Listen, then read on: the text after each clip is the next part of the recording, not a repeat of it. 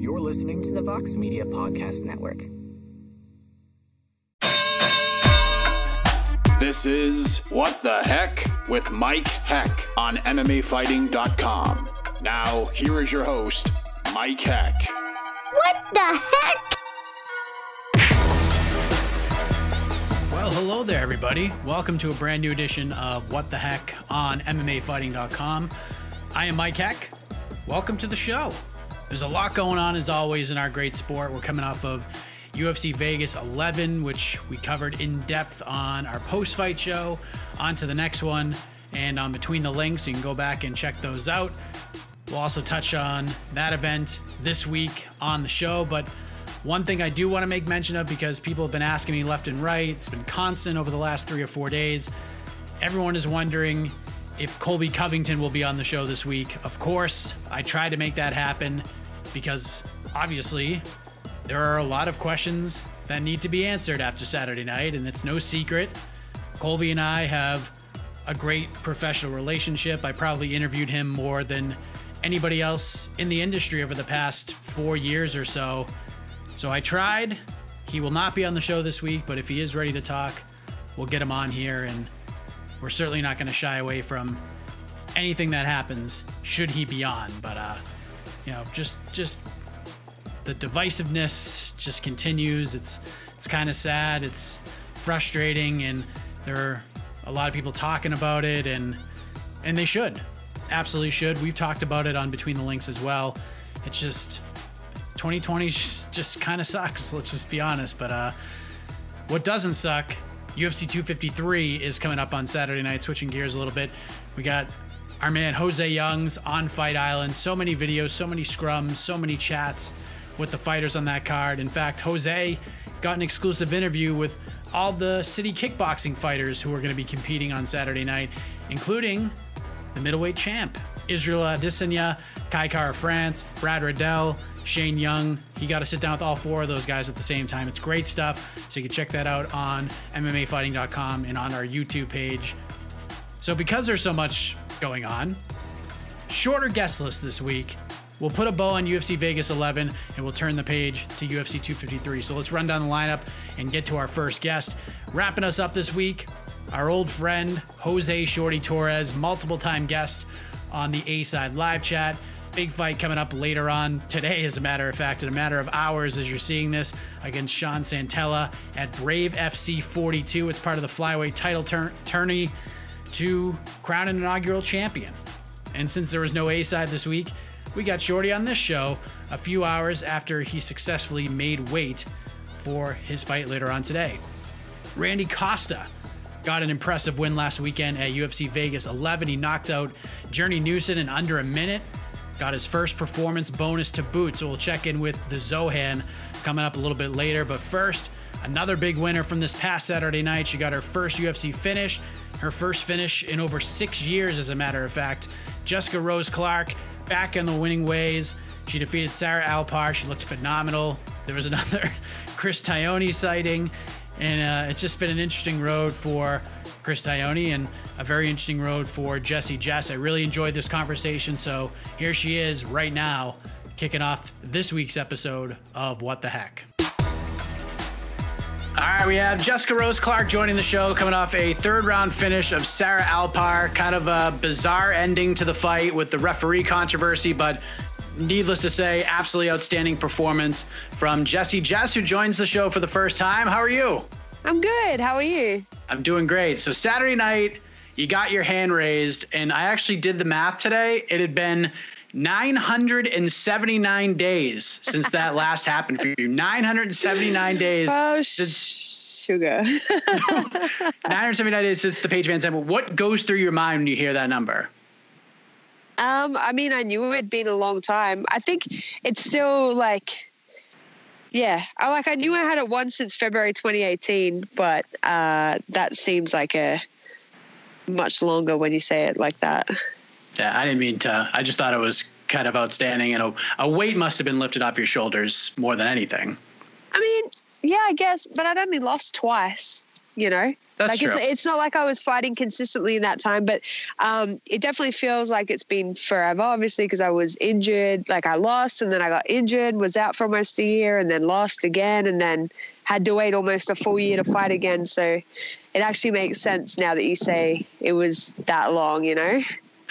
I mean, you looked spectacular on Saturday night. Your first fight, 135 pounds in over 3 years since I remember watching the Karina Dam fight in Titan FC a few years back. How much better did you feel at 35? Like being able to lift those weights and get all swole like that. How much better did you feel on Saturday? Oh my God. Like when the fight finished, I felt like I hadn't even fought, you know, like I wasn't tired. My arms weren't tired. My body wasn't sore, nothing.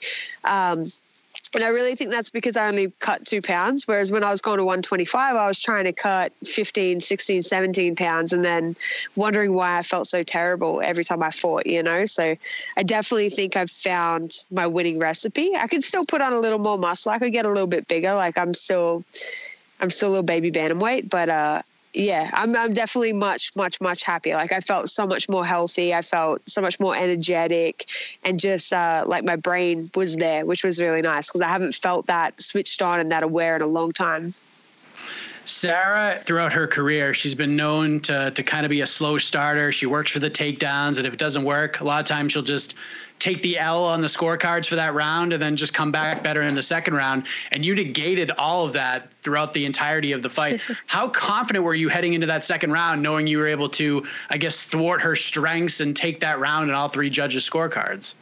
Honestly, I was confident the whole time anyway. Like I know my coach was really mad at me that I spent so much time wrestling in the fight, and every time I've rewatched it a few times, and every time I watch it, I'm getting mad at myself, you know. But I also like, especially being out of a primarily striking gym, and my gym CSA is known for being one of the best Muay Thai gyms in the country. Like, I think I really wanted to prove that I could wrestle and I could grapple, and that I'd been working on all of that, you know. So I think in the first round when she kept trying to wrestle me and hold me on the cage and stuff, and I never felt in danger anywhere. And that definitely, once I realized that, and once I've had this thing in my head for a little while about being undersized at bantamweight, you know, until I grow back into the division, because I dropped a lot of muscle mass. I got a lot smaller to try to get to 125 all the time. So I think I've been a little worried in the past about being undersized and not being able to match strength for strength. But then once she kind of put her hands on me and I felt what she had, I was like, no, like I'm strong. I'm good, you know? So I definitely felt confident going into that second round after maybe experiencing everything that I think she had. And also knowing that she was going to shoot once I started striking. That, like I kind of, before the fight, I thought that might be the case because I do so much striking. But then once I hit her and watched her face change and watched her try to look for the takedown straight away, I was like, okay, yeah, I kind of have this one. Did anything surprise you at all, whether it be from anything Sarah did or maybe what you were able to do? Like sometimes fighters have these moments where they're like, oh man, I can't believe I did that, or did this thing that well. I didn't think I would. Like, were there any surprises in that fight outside of the whole thing in the third round that we'll get into in a moment? No, I thought she would want to strike a little bit more, you know. I was I guess, like, I was kind of surprised that she shot so early, but at the same time, like, I know how hard I hit her. So I'm not surprised at the same time. So, no, it kind of went how I thought it was going to. Yeah. So the third round, you land the vicious knee. Chris Tione, the referee, comes in and stops the action. He's supposed to look at the replay to determine whether the strike was legal or not. First of all, were you worried when he stepped in and stopped it? Did you think that knee might have been illegal? What is going through your mind in those first few seconds? Honestly, when he first stopped it, you can see me asking my coach, I'm like, did I win? Because I thought he was stopping it, you know. I didn't think it was illegal. And then when I realized he wasn't stopping it, when he told me to go to a neutral corner and was looking at her, I was like, shit, maybe that wasn't cool. And then I watched the replay up on the big screen, which I'm very grateful for, because I was worried for a second in between that, did I win? And oh my God, no, I didn't. Something's going on. There was definitely a bit of fear there. Yeah. But then as soon as I watched the replay, I'm like, he's either going to stop this or, like, I figured he would stop it. I don't know why he made us keep going. I don't know why he made us keep going with her sitting on her butt against the cage. It's like, Like it was a jiu-jitsu match. Like that was the most ridiculous. When does that ever happen? When does an MMA fight reset in a position like that? Never. It was so weird. I could not believe the fight got restarted. I couldn't believe it. I mean, I'll give credit to Sarah for saying, like, I'll keep going because that was a nasty, nasty knee. But you must have been like, we're seriously still doing this right now? Like, this is still happening? I mean, I was a little excited because I was like, I was enjoying myself. That was my whole goal. My whole goal with that fight wasn't to win, even, like it wasn't to finish her. It was just to enjoy it again. So I was definitely enjoying myself. I wasn't upset about having to go for another 3 minutes or whatever it was. Did you have to like psych yourself back up after that, or were you just ready to, you just were full speed ahead, didn't have a setback in any way in that? No, I was kind of like even keel with my emotions the whole time. You know, I think because I realized pretty quickly that that we were having to go to replay. Like I was just waiting. Like I never had to psych myself back up. I was like, all right, shit. Yeah, let's keep going. So we threw out the 979 day number, but I did a little more math. So I'm going to throw out another crazy number at you. You ready? Go. 2,289 days. That's how long it had been since your last finish. Damn, that makes more sense. Because I think, I know I haven't gotten a finish since I left the regional scene in Australia. It's been a long time. What did that mean to you to finally kind of break that drought? That was really nice because I've been complaining for so long about getting all these decision wins and decision losses. Like I'd been going, man, I don't want another decision. Like it sucks. Like I felt like I wasn't really giving enough, win or lose, you know? So yeah, that was really nice. And especially to get a finish like that and to get a finish in the UFC, that was huge for me. So the card comes to an end, Colby Covington wins, and we're awaiting the bonuses, and your name was left off the list. And you put out a tweet early Sunday morning with the notification for your bank account saying you had just over $17 in there. I mean, getting a win and getting a bonus and getting the win bonus, I'm sure that helps. But, you know, listen, you have bills to pay, coaches to pay, all that happy adult stuff that we all have to deal with. How disappointing was it to find out that you didn't get a bonus, because you had to have felt pretty confident that you had a good shot at getting one at least, right? Honestly, like I thought I was a shoo-in. Like I had so many people, so many high-level fighters message me going, that was one of the bloodiest women's MMA fights we've ever seen, you know?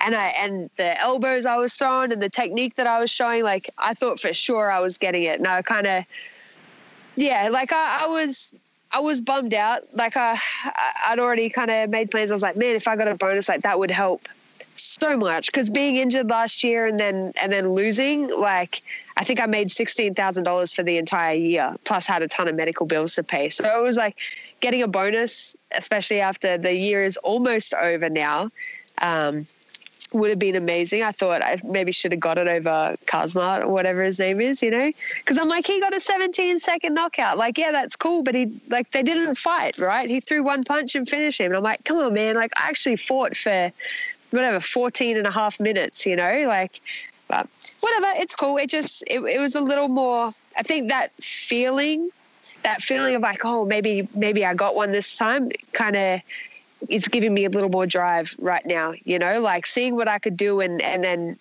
feeling that maybe, then I think that's only going to create better performances in the future. When did you get that notification? Was it on fight day that you got it? Yeah, it was Saturday morning. Oh, so you got it right before you were about to fight. So yeah. And I was like, yes, all right, I'm about to get paid. Thank fuck. I'm sure getting that notification, did it motivate you, or did it make things kind of like emotionally uneasy for you in a weird way? No, honestly, like I got into this sport, I got into this industry knowing that I wasn't going to make a lot of money. So it just made me happy, like seeing that, knowing that no matter how the fight went, whether I won or whether I lost, I was about to get paid. And I have plans. I'm trying to send my dogs to get trained properly. Like I got to do some repairs on my car. I got a bunch of stuff that I need to pay for right now. So I was like, it was, I don't know. It didn't give me any anxiety. I was just happy that I had a paycheck coming in regardless. So with the win and everything, are you in a better spot now, or is it kind of more of a Band-Aid in the grand scheme of things? It's definitely a Band-Aid. You know, I need to come up with some external forms of revenue, you know, because the last 2 years have shown me that I can't make a living off fighting. Like, that's a fact, especially if I get injured and I have to take, you know, another year off. Like, I get no income from the UFC. So I have some plans and some ideas of how to create other forms of revenue, and that's just kind of solidified it as well, you know. Like what? Can you share? No, I'm not telling you yet. You gotta wait. I'm not gonna steal an idea or anything. Yeah, but this is media. You're gonna know about it. Everyone's gonna know about it. All right. I understand. It's all coming together soon. I've already started putting some stuff out there, and it's gonna happen soon. Okay. Dana White has said in the past that when you have finishes like that and it's difficult for him to award these bonuses because there's so many nominees, he does throw a couple of extra bucks to some of these fighters. Are you expecting that to happen here? Are you at least hoping that happens here? I mean, I don't expect anything. It's fine. As long as I get paid my fight purse, I'm happy. On top of all of that, someone stole your freaking solar panel off of your van. I could not believe when I just saw that. Parked outside the hotel on Sunday night. It's like you take this big step forward and then all of a sudden you have to take 2 steps back. Like, I'm so sorry to hear that. Like, I have no idea how insurance works with a van such as yours, but is this something that can be replaced through insurance or SOL? No, I just have to buy another solar panel and figure out. I don't know how they did it. Like, you cannot, my van is like 11 foot high. Like, you can't get onto my van. Although yesterday I had a look at it and there's handprints all up the side where they like climbed up my passenger side door. But like, powers to them, that's a big job to take the solar panel down off my van because my van is huge.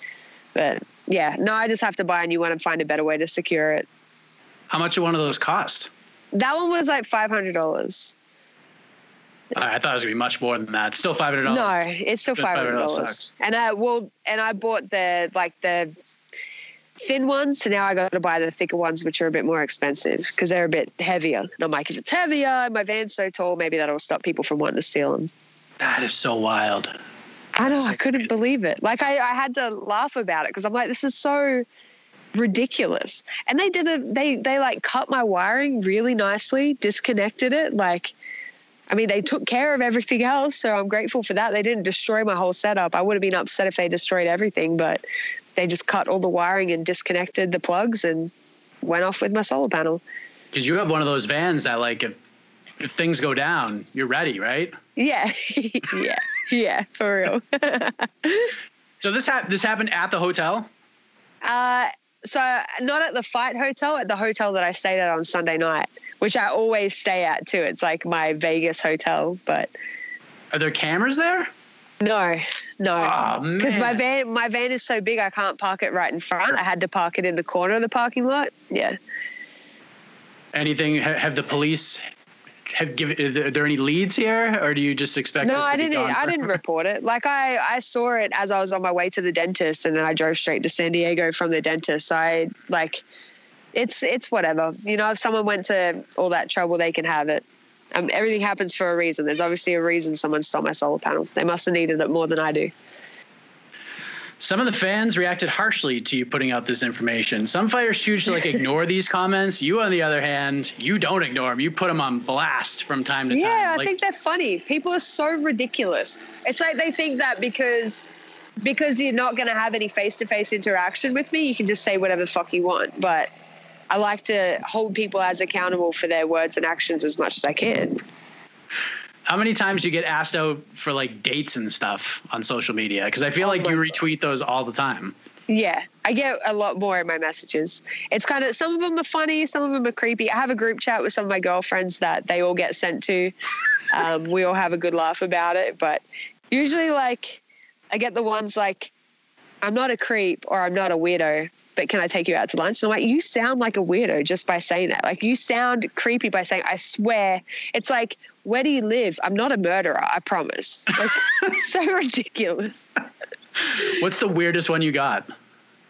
I had this one guy from Pakistan or somewhere in that region send me these messages about how he wanted to be a pro fighter and his girlfriend had just died. And then because his girlfriend had just died, he wanted to give me his organs if I needed them. Like, it was just such a wild ride about him wanting to donate his organs to me if I needed them so that he could literally be inside me or something. Like, it was very strange. Very strange. I also had another, like, a whole bunch of voice messages in my Instagram DMs the other day. And it was something about how if I ever want to move to Switzerland with this guy, he would treat me like a princess and cook for me every day. And I'm so beautiful. But it was like, there was no punctuation in his sentences. It was just, if you ever want to come to Switzerland, I will cook for you every day and I will treat you like a princess because you are so beautiful. Like, it was just 3 messages just like that. And I couldn't understand half of it, but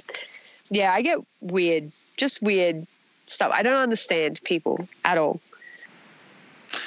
By the way, I have to say the substitution word heckin' over that other word, brilliant. And I don't think anybody appreciated that more than I did with the guy with the last name Heck. I tweeted that right. I was so happy. Oh, that is your last name. That's right. This might be a thing for you now. Yeah, I know. And except I cussed right after it. Like, I'm trying to not swear so much unless it's like really called for, right? And my younger brother, he always says heckin' and feckin'. So then I was like, oh, that's right. He always says that instead of cussing. So I didn't think I was allowed to swear on ESPN. And then I did, like, 3 sentences later, and I'm so mad about it. Well, I tried really hard. You were on the streaming service, so you technically weren't on, like, ESPN. Yeah. Big ESPN. Yeah. So after nearly a year away from the octagon and coming off a performance like that, I assume you want to keep this momentum going here. Have you thought about when you'd like to get back inside the octagon? I would love to, but I may have slightly damaged myself on Saturday night, so I need to go get some medical attention first. What happened? And then we'll see. I hurt my knee a little bit. Like, I hurt my knee a couple of weeks before the fight, and then I kind of hurt it again in the fight. So I'm going to get an MRI on Friday and see what's up, and hopefully it's nothing serious, and then we'll figure out the next step beyond that. But no Fight Island. We're not going to Fight Island. Hell no Fight Island. I mean, I know it's amazing and it looks beautiful, but if I go to Fight Island because of my visa, if I go to Fight Island, I have to go back to Australia, and Australia has 2 weeks mandatory quarantine, and I would have to fund a month in Australia. I'd have to figure out where my dogs can go for 6 weeks. Like, there's just too much. Like, it would cost me to fight again. And I feel like I'm finally at a stage in my life where I shouldn't have to pay to fight. I used to have to pay to fight. I don't want to do that anymore, you know? So no Fight Island, purely because of that reason. And I am very grateful that Nick Maynard didn't send me to Fight Island for this one. We kind of begged him. Originally, I was supposed to be going over there, and then I made sure my manager kind of asked him and let him know the position I was in, and he worked with me and put me on the Vegas card. So I'm super grateful for that. So I don't think they would try to send me there anyway. That's good. You don't want to mess with the powerful Daniel Rubenstein anyways. You don't want to make enemies with that guy. No chance. He'll do nothing. Is there, obviously we're hoping for the best of the MRI, but do you have anybody in mind at 135 that you'd like to mix it up with, or does it even matter at this point? No, it doesn't really matter. Like, there have been a few girls that I've asked to match with a couple of times, like Bea, Tracy Cortez, which I feel like they're about to fight each other. Maybe I thought I saw something about that, but there's a few girls that I think have good striking, that are unranked, you know, but have decent records within the UFC. Like, I don't think I'm ready for a ranked opponent yet. I still have a lot of work to do. You know, this is the first win I've had in 2.5 years. This is the first finish I've had in a long time. Like, I'm not just assuming like, hell yeah, I'm ready. Like, give me top 5, because I'm not like, I always wanted to work my way up to that, you know, like I'm trying to get better each fight. I'm trying to get better each camp. I'm trying to get better outside of camp. So hopefully they'll work with me and just let me keep having good fights before throwing me to the wolves. What do you think was like the most pivotal thing that happened during that layoff between those two fights, between those days that you needed to get you ready for this? Because obviously, doing the workouts and getting bigger and stronger and making the decision to go up to 35 is obviously pivotal because you looked fantastic. But from a mental perspective to, you had 2 losses in a row to get back on track the way you did, what were some of the things that were so pivotal for you during that time off to get you set up that way? Therapy was huge. I started seeing a psychologist. I started being more verbal with my coach and kind of opening up to him a bit more as soon as I was feeling anxiety, usually I would let it ruin me for a couple of days and then I would finally talk about it when I was at exploding point. But this time, like as soon as I started to feel any doubt, as soon as I started to worry, as soon as I was stressed out about something outside of training, I would vocalize it straight away. And so that helped. And just really like prioritizing mental health, not just because when I was training for Pani, I neglected my mental health and I prioritized physical training and that didn't work for me. So this camp, like I knew I've been in shape the entire time. I know I have the technical ability. I was fit. My weight was good. Like really all I needed to focus on was just making sure that my head was clear and that I was just enjoying myself again. Yeah. It's a freeing feeling when that happens, right? Man, it was, yeah. I've never felt anything like it. It was beautiful. That's great to hear. Congratulations. I mean, amazing performance. It sucks you didn't get a bonus, and it sucks what happened with the damn solar panel. It's just ridiculous, but you seem to be in a great place despite all of that. But, really happy we're able to finally chop it up on the show this week. All the best to you, Jessica. I think some big things are coming your way, and here's hoping that MRI is nice and clear and we get you right back in there. I really appreciate the time. Thank you. Have a heckin' good day. See you later. Bye. Bye.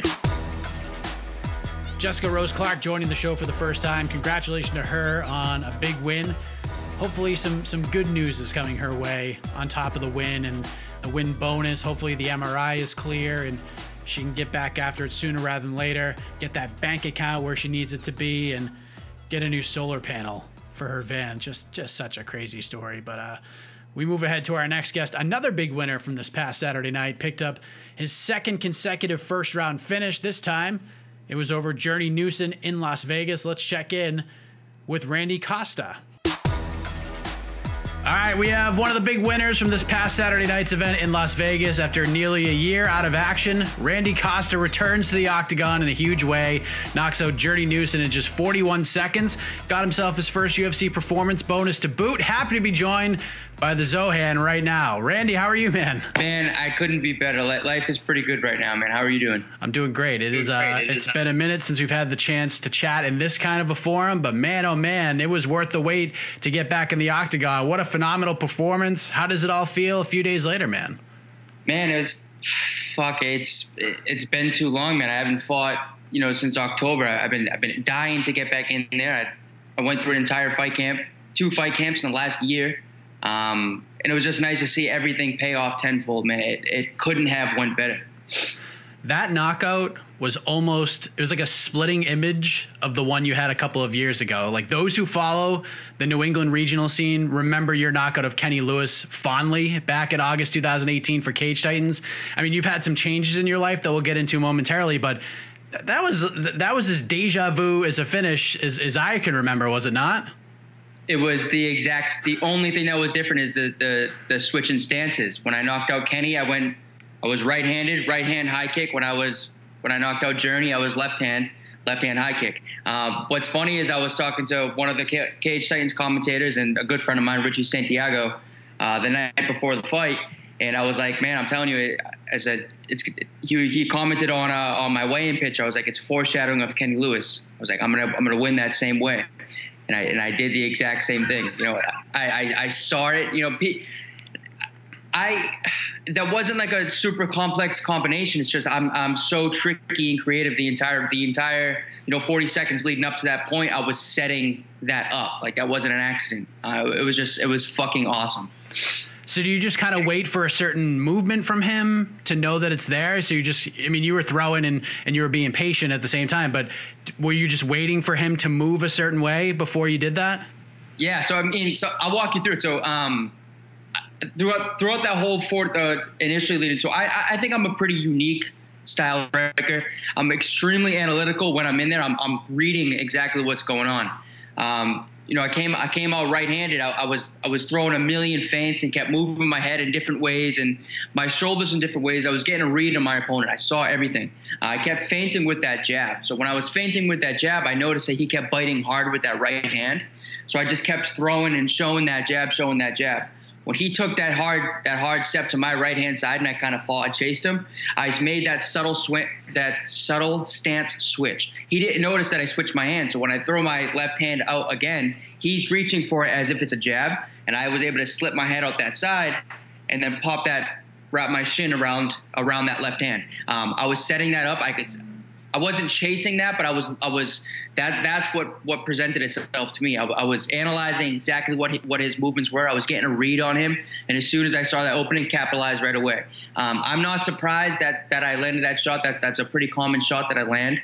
And man, you could expect more fun style finishes from me. I'm super analytical. I can see these things in my opponent and what they're doing and what their reactions were, and I can create these unique weird angles. And I'm excited to see what's next, man. I'm super pumped.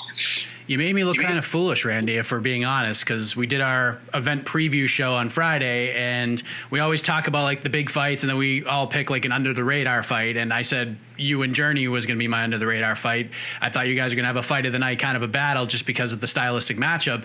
I thought you guys would stand in the pocket and throw hammers at each other. I said it would be a finish at some point, but I predicted it would go a lot longer than 41 seconds. When it was over, were you just like, of course I'm happy with how this played out, but I thought I'd get to show a little bit more here. I have all this adrenaline left inside of me. Man, I'm not really surprised I'm surprised that I finished him that quick. I'm not surprised that I landed a big shot that quick. I know he's super fucking tough, super durable. I thought I was going to have to hit him with a lot to get him out of there. But man, it's the shots that you don't see are the ones that put you out. He came up to me after the fight and he was like, I didn't see that kick coming. So it's not that I was winding this up and it was just a fluky shot. I wrapped that around so he couldn't see it, and it just threw him completely off guard, and I capitalized on that moment. I knew I was going to land something big. It was only a matter of time. I'm just having, it really couldn't have been better, that situation. What was the candy of choice to celebrate? Because in Boston, it was either Reese's Pieces, maybe the mini cups, but what did you go with on Saturday? I ate so many fucking peanut butter cups, bro. I felt like shit. It was awesome, man. But I ate. I ate Saturday night, obviously after the fight. I ate Sunday, and I ate a little bit yesterday. I'm done eating like a shitbag. I'm staying light. I'm still pretty light. I can make weight again in a week. This was the best camp I've ever had ever. I literally didn't cut any water weight. I dieted all the way down to 135 pounds. Like, that's not the only thing that I did that I had to do to make weight. Was I didn't chug a bunch of water on Thursday night. I had breakfast before weigh-ins. I felt fucking incredible in there.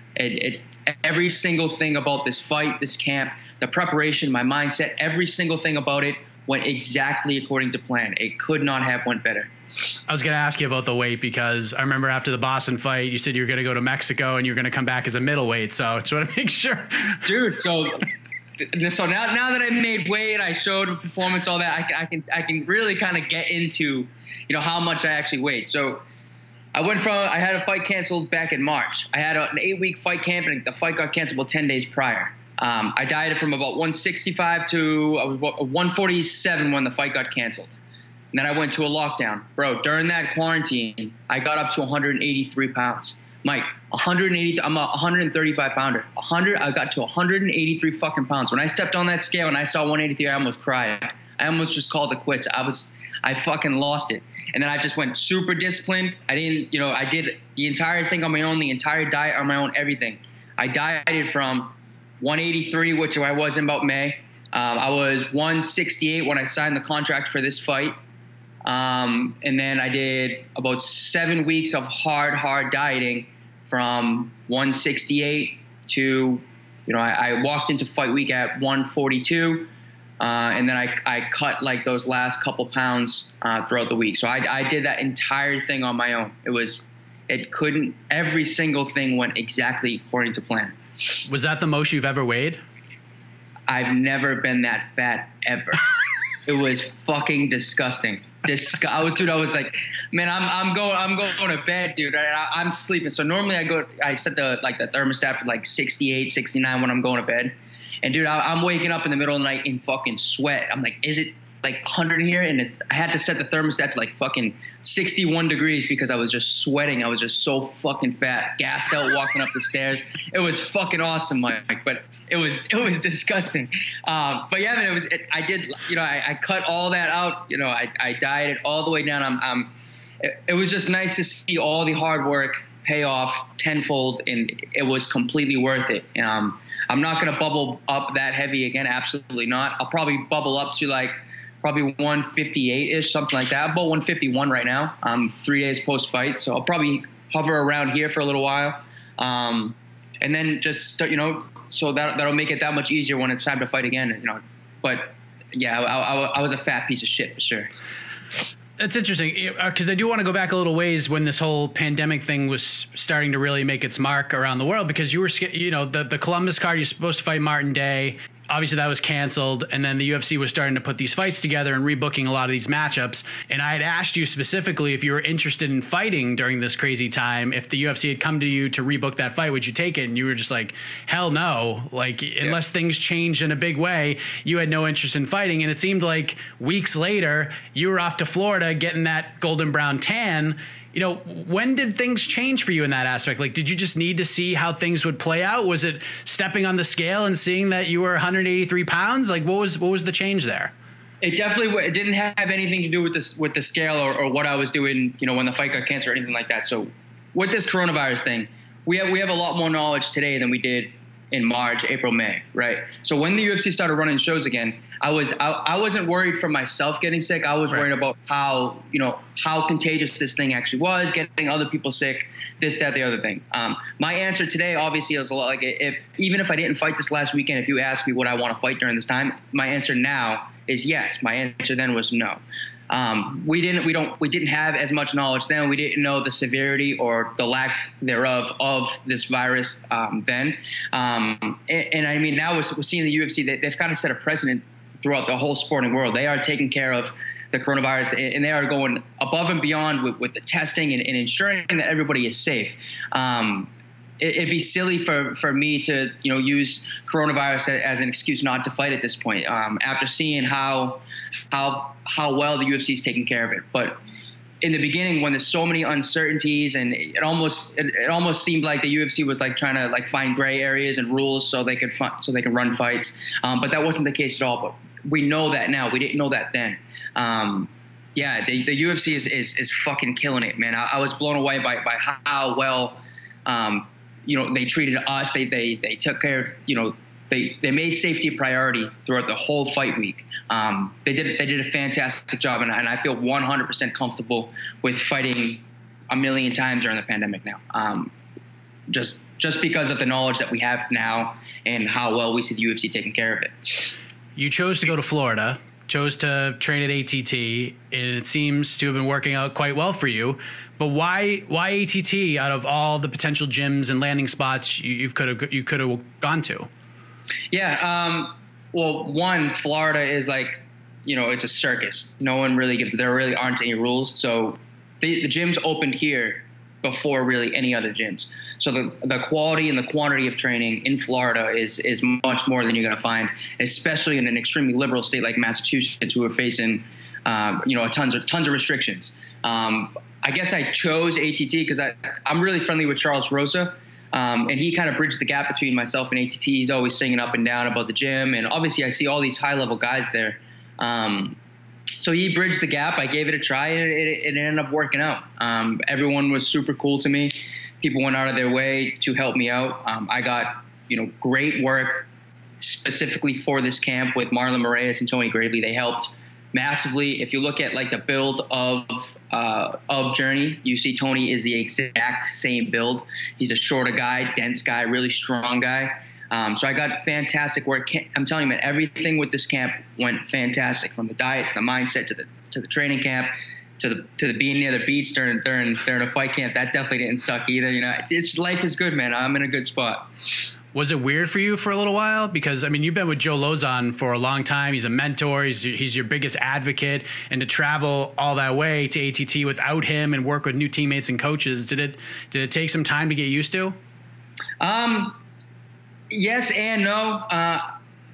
I think I'm one of those guys where, like, I don't need someone kind of, you know, hovering over me to make sure I'm getting shit done. I'm pretty self-motivated. I get things done. I'm very disciplined.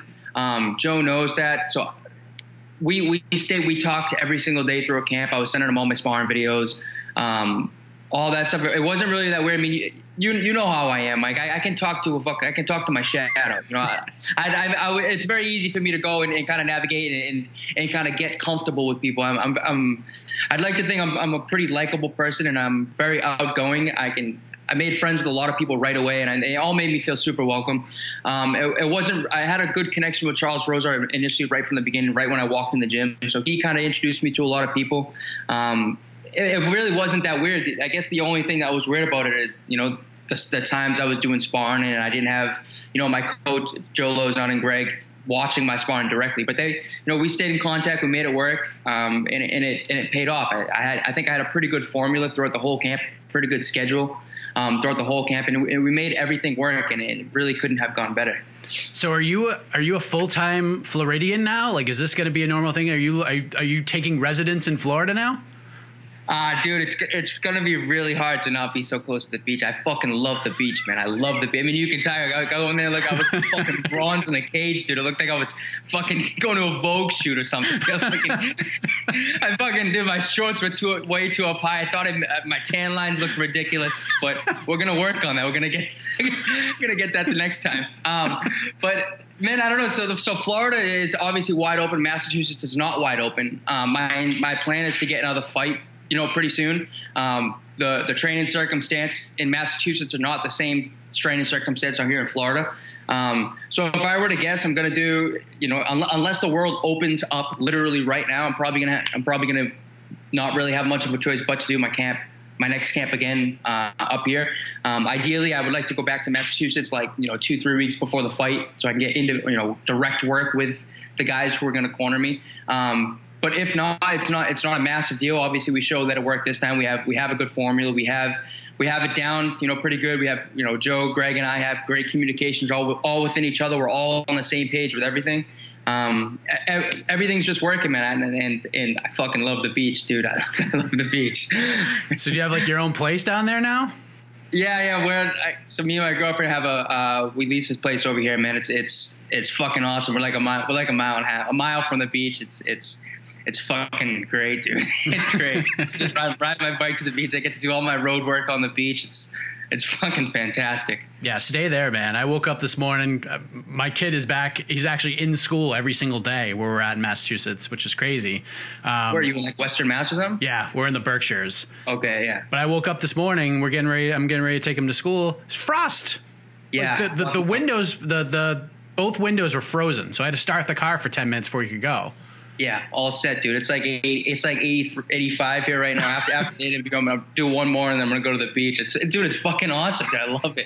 Yeah, my parents are there now. They decided to do the multi-location year. So they're there. They'll come back for like the holidays and they'll go back to Florida. They're in the villages now with all the retired folks playing golf every day, just loving life. So, dude, it's like, and everyone's so much more pleasant here. You know, the sky's not gray. Everything is green outside. It's just fucking awesome, dude. It's awesome. One thing I noticed right away on Saturday night was when the fight started, how much bigger you were than Journey. Like, you looked like a lightweight compared to him. Like, did you know that heading into the fight you would have such a size advantage over him?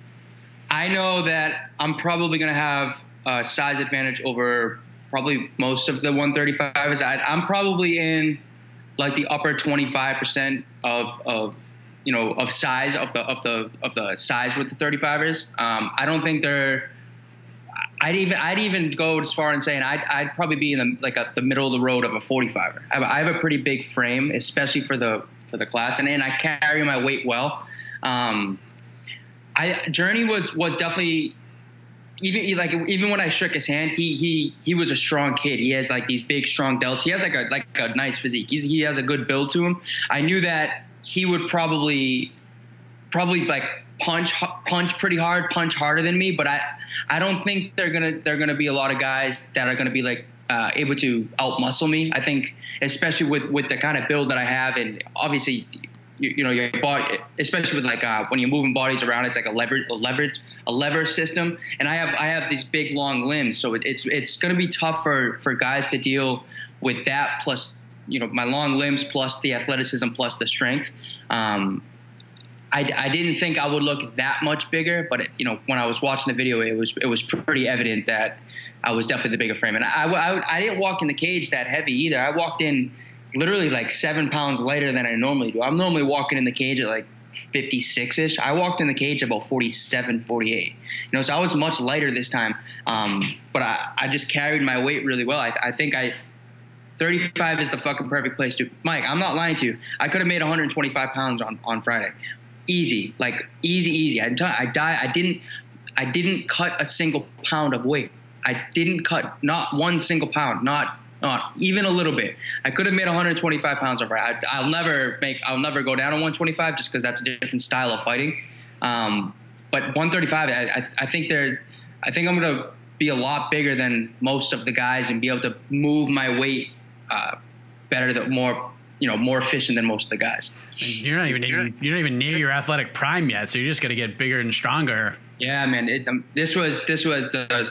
I was lifting and moving the same amount of weight on, when I was at the beginning of camp as I was at the end of camp, and that says a lot because that's like a 15-pound difference with my body mass, my body weight. Man, I'm telling you, everything went perfect this time. And now that people are like, what people are seeing now with the last two, I lost my debut. I think I showed a lot in that fight, and everyone has all these questions like, can he go this amount of fight? He fought all, less than good talent on the local scene. While yes, that may be true. I show that I might not be the best boxer or the best kickboxer or the best grappler or any of that. But I think the thing that's gonna win me fights is my creativity and awkward movements. I'll never go out there and say I'm the better guy, I'm the better boxer, any of that, or better individual martial artist.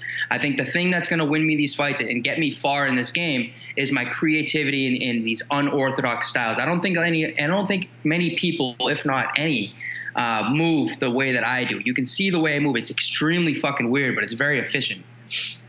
So you're out of the octagon for 11 months. You got ready for this fight, and then you fought for all of 41 seconds. You said you want to get back in there quickly. Anyone stick out to you? Because I do have my thoughts on this, Randy. I'd like to hear your thoughts. I think it's so easy to matchmake here because you guys both fought on the same. You both won. Yes, I mean you're a New England guy. He's got ties to the area, fighting for CES. I think you and Ewell is absolutely the fight to make. Yeah, I mean I'm not a matchmaker. I don't know the UFC's agenda. I don't know what they want to do with Andre. I don't know what they want to do with me. I like Andre. Andre's the fucking man. He's fucking super cool. He's super exciting. I'm a fan of his, dude. He's a fucking comedian. He's the man. I met him for the first time this week. He fought at CS, obviously, but he's just like a really good dude. I hope that I guess we don't have to fight because he's a good guy. But if we do, then we do. I know the fans would be in for a treat. I don't care who I fight. I'm not the matchmaker. I'm not the one calling the shots. My job isn't to pick and choose my fights. My job is to go out there and put on exciting performances. I had one request. My one request is that I get exciting fights, right? People don't want to see, and I say that in every single interview, people don't want to see cuddling matches for 15 minutes in the middle of the cage. They don't want to see that. They want to see exciting fights. They want to see they want to see finishes. They want to see people mixing it up, and they want to see people throwing bombs. And they don't want to see just squeaking out decisions. The only person I'm calling out is the person that's not going to try to squeak out a decision. If that's fucking, King Kong, that's King Kong. I don't care. I just want. I want to be known as Randy Costa's fighting. It's going to be an exciting fight, and that's all there is to it. I think I've showed that in the 3 of my UFC fights that I want to be must-watch TV in the UFC. I want people to be, I want to be a household name. I want people, Randy Costa's fighting, holy fuck. I don't care who he's fighting. Randy Costa's fighting is going to be exciting. I don't give a fuck who it is. I'm not calling anyone out. I'm not asking for anyone. I just want exciting fights. That's all there is to it. We're obviously in a weird time where fights are booked and then they follow pretty quickly, some even on the day of the card. But, you know, we see these things fall out on a week or two notice, sometimes even shorter. Is that something you'd be interested in if it happened? Like if something falls out like a week or two before an event, say like when they come back to Vegas, would you be up for stepping in on a short notice fight like that? Or would you want to kind of have a full camp and do what you've been doing? I mean, well, I'm not really going to have I'm not really in camp or out of camp. I'm going to stay in shape. I'm going to stay ready. So, I mean, a full camp doesn't really matter. It's just who it's going to be. I'll entertain really anything. Like I said, I just want an exciting fight. If it's the right fight that falls out, then yeah, 100%. If a fight falls out that's not really, you know, entertaining or fun or worth it or a bad matchup, it really wouldn't make fucking sense. I'm not going to go out here and I'm not going to say that I'm the best in the world, because I'm not the best in the world. I know I'm a realist, right? I don't deserve a top 15. I don't deserve to be, you know, talked about like this next big thing, right? I want to fight. It's not a big deal. I know where I am. I know my talent level. I think that I'll probably get a step up in competition this time, but you won't hear me singing about saying I want top 15 or any of that or number next to me. I don't want any of that shit, right? I'm a fucking realist. I know I have to climb out. I'm probably 3 or 4 fights away from even, you know, being talked about having a fight in the top 15. If an opportunity comes up before that and it makes sense, then yeah, but I'm not going to be the one asking for these big multi fucking crazy fights. You know, I'm not a fucking idiot. I know what I deserve. I know what I earn, right? And I don't deserve someone who's, you know, with all that's so close or, you know, breaking the top 15. I just want an exciting fight. That's the only thing I want. I want to put on fun shows. I want to put on exciting fights, and I want to give the fans and the people what they want to see. The UFC is the most exciting thing on TV right now. There's no, you know, live sports aren't, especially with no crowd, live sports aren't nearly as interesting as the UFC. Now is a time where you're going to be able to grow your stock and have yourself become a name. So I want to, you know, capitalize on this moment where all eyes are going to be on top of it. And I just want to put on exciting fights, put on exciting shows, and grow my stock. With that said, do you feel like this is sort of a breakout performance in your career? Because I remember when I put out that article from our conversation about the COVID stuff a while ago, and you know how some fans of the sport are, who the hell is this guy? Who cares? Blah, blah, blah. There were also people that had your back. But you think they know you now after Saturday night? Yeah, dude. You know, it's crazy. I hadn't fought in 11 months. After Boston, people were saying my name, that I'm going to do big things in the sport. And then time goes by. MMA fans, dude, oftentimes have amnesia. They forget. You know, when the odds are being released about this fight, and I read all this stuff on Twitter, and you know, Randy's gonna get knocked out. That. People suddenly forgot that I didn't know how to kickbox, right? They suddenly forgot that I didn't have 5 first-round finishes, and I'm coming off a first-round knockout against a savage in Boston. Like, people forget all these things. People will probably open their eyes a little bit more now because of how I followed that up, and you know, coming out and having such a crazy performance after such a long layoff. And you know, everyone's sharing my stuff on social media now. But I'm not sure if I'm going to get the respect I deserve. It. People are going to always be saying, "Oh, all he has is one round. All he has is one. Well, how's he going to do against this person?" Like, shut the fuck up. How about we just recognize that I actually know how to fight? You know what I mean? Like, MMA fans have amnesia. No one wants to give me the credit, or some people. I'm getting a lot of credit from a lot of people. Some people don't want to give me the credit that I think I deserve. Like, I didn't go out there and just beat a cab driver. Journey is a bad motherfucker. He took short notice against Ricardo Ramos, came in on like 2 weeks notice and put on a show and competed against one of the best in the world on fucking 2 weeks notice. Comes out his next fight, gets a knockout win in 38 seconds, right? And now suddenly I finish him and my win is like discredited. Like, people are not sure how I'm going to do after the first round. People aren't sure I'm a first round fighter. Like, just shut the fuck up. Like, if I'm a first-round fighter, I'm a first-round fighter. Get out of the first round. Like, that's it, you know? There's a reason that I'm getting all these finishes when I'm getting them. It's not because I'm a savage. It's because I can see these openings. Don't leave fucking openings and I won't have a first-round finish. Like, that's, you know what I mean? Like, it doesn't make sense. You were etched in my mind after the Boston card because I was interviewing local prospect in New England, Mitch Raposo, and I kept calling him freaking Randy Coster in the interview like 3 different times. It was like right after the Boston card, so it was like still in my mind, but Mitch, I can't wait to see that friggin' guy fight again. He's so close. Like, he's right there. Yeah, he'll get matched up soon. He'll get some. You're a very smart guy with your money, Randy, but any fun plans for the 50 Gs once that check clears? No, I'm fucking money hungry now. I didn't take any damage in that fight. I want to get back in there. I've been pretty like. I like to go on vacations and do this, that, but I'm pretty smart with my money. I haven't spent any of my UFC money at all. Like, I've been extremely, like, what's it called? Frugal? Is that the word? I've been frugal with. I want to say a different term, but I don't want to offend anyone. I've been extremely frugal with my money, and I want to set myself up for the future. I'm okay right now. I like being financially stable. I don't want to be the guy that's out flaunting his money and wearing all this clothes. I'm going to be wearing, stupid tank tops, Hawaiian shirts, and that's it. I won't be driving new cars. I'm going to keep driving, my old Honda Civic. Nothing's going to change. I'm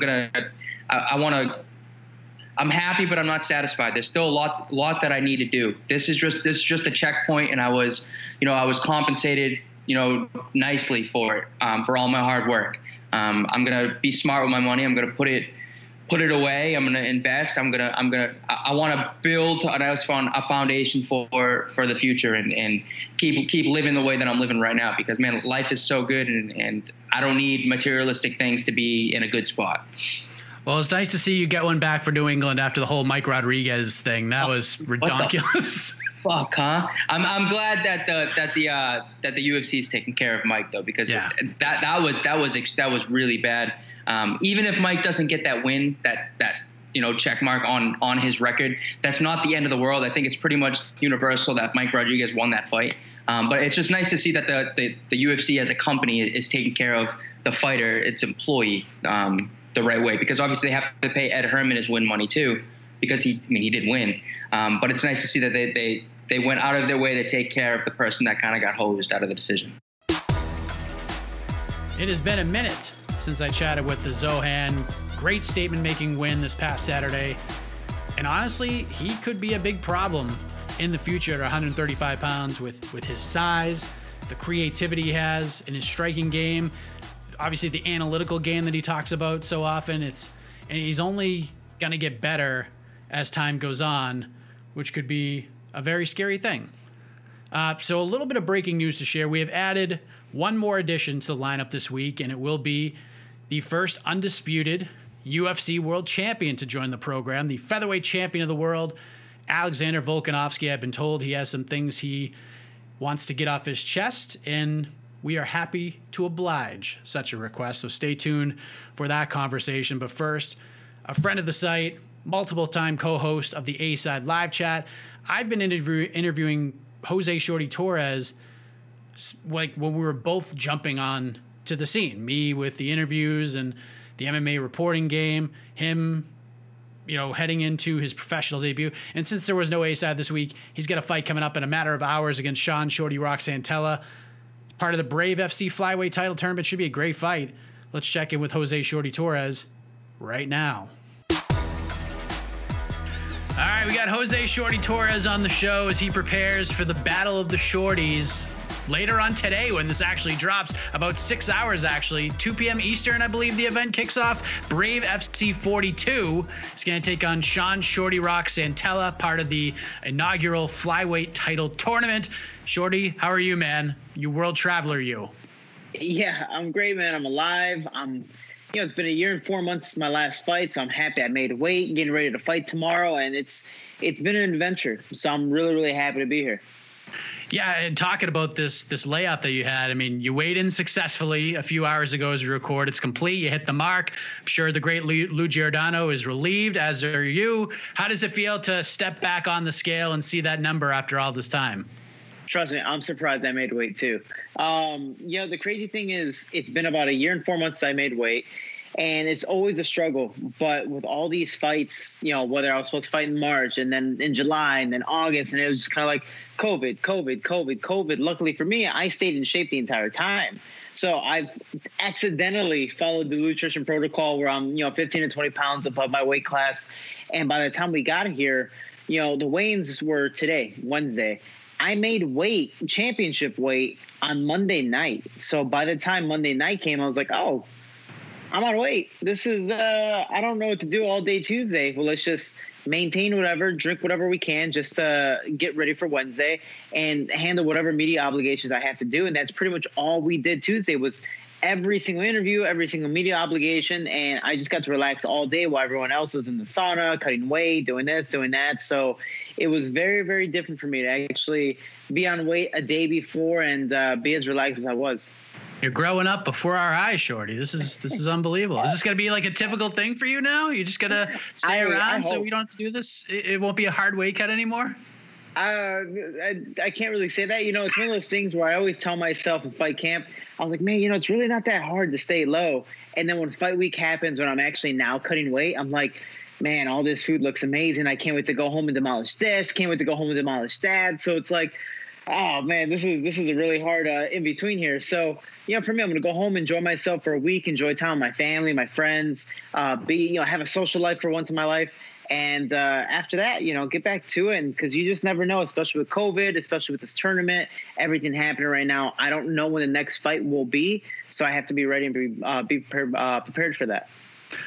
I'm very happy we're doing this today, Shorty, because you've been on the A side so many times, and I think the plan was to potentially get you on this week, but because of all the UFC 253 craziness and Jose's in Fight Island, we decided to do it here. But it's been a while since you and I have done this like this. We go back a long way, you and I. We did our first interview. I remember I went back and looked at it this morning.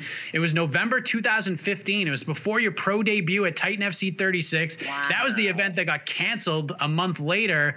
It seems like only yesterday, really thinking about it, but it's been just about 5 years since we did that first interview. And I remember the great Brian Levick, rest in peace. Yeah. He was the guy who set it up. I remember texting him right after. I'm like, holy crap, man, this guy just blew me out of the water. First, not even a full pro fight, but how would you say time has gone over these last 5 years? Has it just flown by, or does the 5 years seem like 20 years? Dude, we've come up together in a vast way. It's, these 5 years have been crazy. I've been everywhere from when we interviewed each other, it was in San Diego. And then other interviews, I was either in Colorado or Texas or Wisconsin or just different states. So for me, it's been an adventure. But looking back at it, it's like, wow, it has been 5 years. Time has passed extremely fast. And, I never know what I'm going to do tomorrow. So for me, it's just kind of enjoying the journey while I can, especially after my father's passing and learning about other people's passings during COVID or just other, situations in this past year. It makes you appreciate these things. It makes you appreciate these moments and really just kind of like, man, let me enjoy this hug a little longer. Let me enjoy this handshake. Let me enjoy this conversation and just the company in general. So these 5 years have been really hectic, but in a very positive way because I've learned so much about myself, but especially last year, especially now during COVID, I think COVID's affected more people mentally than it has physically. So this whole mental nutrition, all this mental battle that I've been going through now, I really do feel that I'm at 100%. Now entering my prime at 20 years old, it's not about the physicality. It's about the mentality. And for me, I feel that without the proper machine, without the proper operator or machine, it's pointless. So for me, I'm really, really excited for tomorrow's fight and just these 5 years that built up to this moment. Yeah, almost in a weird way, sometimes these terrible things that happen, you learn so much from them that it molds you to get in this, upper echelon of a place, not just physically, but mentally. Do you feel like after everything you've gone through and obviously the passing of your dad, I was very sorry to hear that. Do you feel like, you sort of mentioned it, do you feel like mentally you're in the best place ever right now after kind of leaping over those hurdles? Yeah, man, it's such a huge learning experience, and it depends on how you take it. My father was a goon, he was a thug, so he never really taught us to sympathize. He never taught us anything when it comes to emotions. So when he passed, I decided to just get up and fight because I'm like, I know nothing else. And then out of nowhere, the emotions, my mental state was really just deteriorating, and my body was taking full effect. So now looking back at it, it's like, oh, well, now it's clear as day I should have done this. Now it's clear as day I should have done that. So it's through the learning process. It's like touching the stove when it's hot. It's like, maybe I shouldn't do that again. So, my father passed. The grieving process is so different for everybody, but it really was a very painful thing. And I'm still going to feel the pain every single day. It just depends on how I handle it. Now I'm more using it as motivation compared to when he passed. It's like, I only did this sport because of my father. Well, he's gone now, so why am I fighting? And I didn't really have that that answer. Like, yes, the sport is fun, but I've never been, the kid that wants to beat people up. If people watch Dragon Ball Z, I've always been like Team Gohan. I've always been like, I've never wanted to punch anyone in the face. Even still today, I've never been one of those people that are like, oh, tomorrow I can't wait to try my best to knock out Shorty Rock. It's like, no, I'm just doing business. But it's been a crazy experience, but to use this now as motivation, like, for example, this is, my father's logo that I decided to make for the fight. And I'm just trying to use different things to motivate me. How I painted my nails every time when I work out, when I know I'm going through some type of struggle or, oh man, this weight cut's getting hard while I'm running. I just look down. I'm like, okay, purple and black are my dad's gang colors. Obviously it reminds me of him. It's just that extra motivation. He's watching me and just, trying to help me continue on our legacy. And so for me, it's been one huge learning experience, but it's finding different ways to keep motivating myself. And this is a huge one. Do you remember when you turned that corner to, I guess, I'm not going to say you fell out of love with MMA because of all of this, but maybe there's a part of you that did. But do you remember when you turned the corner and used this as motivation? Yeah, I feel like you kind of shot that after because I was training with Tyron Woodley, maybe.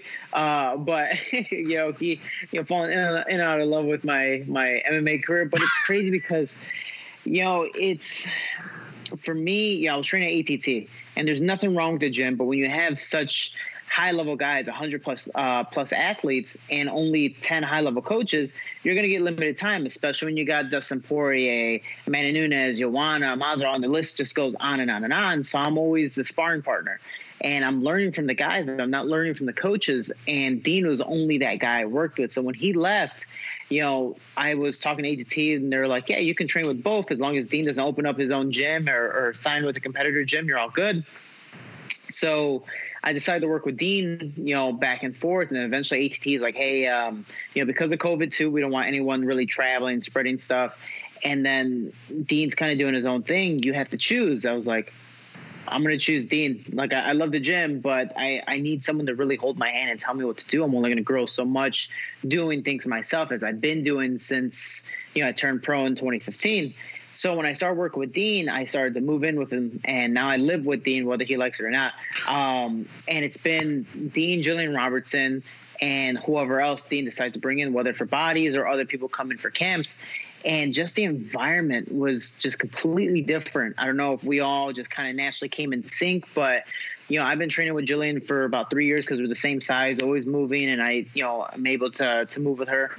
And just being able to go with her and being able to work with Dean now one-on-one, man, it's been just such a big game changer, not just practice-wise, but environment-wise. And I do really believe that when it comes to a work environment, I mean, you can have the best job in the world, but if everyone's kind of belittling you or whatever the case may be, you're not motivated to go to work, even if you like the job. So for me, I was like, man, I actually am excited to wake up and get punched in the face today. Like, I don't mind this. The environment was so different. And I think that's when it kind of came to be where it's like, I got to start looking at things at a different point of view. And, I have a mental coach, Andy Murphy. I have, nutrition working on his book right now, Mental Nutrition. And there's just so many things where it's like, I'm breaking myself down. Even the way I looked at stuff, it's like, throughout the day, there's always going to be some type of roadblock where you're like, damn it, I got to do all this stuff now. I got to do that. I got to do this. And there's always complaining. I could always complain, but I still got to get the job done. So I have to look at it from a different point of view. And I think that was probably when things kind of turned around. Like, Dean would just randomly say stuff. And Dean's not much of a talker, but when he says stuff, it's like, damn, I'm going to sit down and listen because I like the way you point this out. I mean, even Tyron Woodley, when I was with him, he never would ask, like, oh, how you guys doing today? It's like, so you guys still having fun in this? And I was sitting there and I was like, man, I don't even know if you would understand this. He goes, Shorty, I only asked the question because I understand it. So talk to me if you want to talk to me. And it's just like those little things there was kind of like, man, that guy who's been through it all, been through the highs of the highs, the lows of the lows, the come up, the come down, all that stuff. It's really cool to be able to vent, to talk to people and let my mind free a couple of times. So I think that was a big turning point is when I parted ways with ATT and kind of formed the alliance with Dean and the firm. That's awesome, man. I mean, it's got to be such a freeing feeling to just have that relationship and have that bond with a coach and a friend and, sometimes maybe even a therapist in a way if you need to vent and get some stuff off your chest. Dude, I actually went to therapy because a lot of people, especially my family, started into that side of the field in school. And so like, hey, maybe you should go see a therapist. And I remember going to therapy the first time. And the very first thing he said, he goes, so what's wrong? I was like, oh, well, man, I'm facing a lot of anxiety. I had panic attacks. My father just passed away. He goes, would you like some medicine? I can prescribe you some medicine. I was like, no, this is actually the opposite of why I came here. I came here to talk, to vent, to see if I can figure some things out, whether it's stuff based on my childhood or I'm grieving or just different ways. And they're like, oh, we can give you medicine, to stop being depressed, to stop having anxiety. I'm like, yeah, I don't know if I'm going to come back, and then I don't know, or just started talking to people, I started living a social life. And I started to find out reasons of why I was sad myself. And it's like, now I got to look at things from a different point of view, enjoy what I can when I have it, and keep on getting the job done. And so far, it's worked out really, really well. It's a great way to look at everything. I feel like this fight with Sean has been brewing for so long now. Like, it's one of those fights that hardcore fans, especially ones that follow the regional scenes, they've been clamoring for this one since you started winning Titan FC titles. Like, do you feel the same way? This is like years in the making and it's finally happening? It's crazy because he's called me out a few times, especially during my Titan FC days, trying to get signed with Titan and stuff like that just to fight me.